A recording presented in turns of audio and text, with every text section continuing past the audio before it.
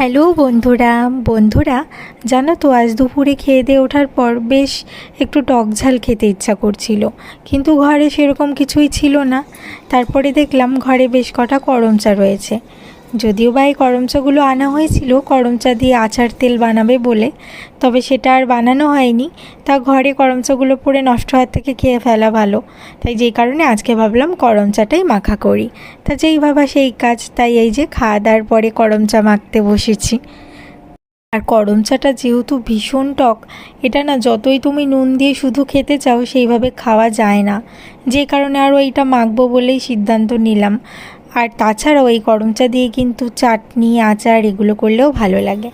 তা সেগুলো তো আর তাড়াতাড়ি করে বানাতে পারবো না, এই বানানোর মধ্যে মাখাটাই তাড়াতাড়ি করা যায়।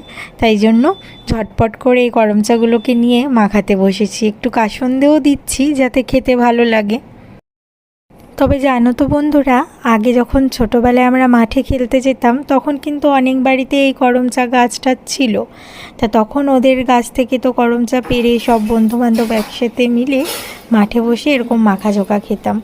তবে সেসব দিন তো আর ফিরে পাবো না। যাই হোক, আমার করমচা মাখা তো তৈরি হয়ে গেছে।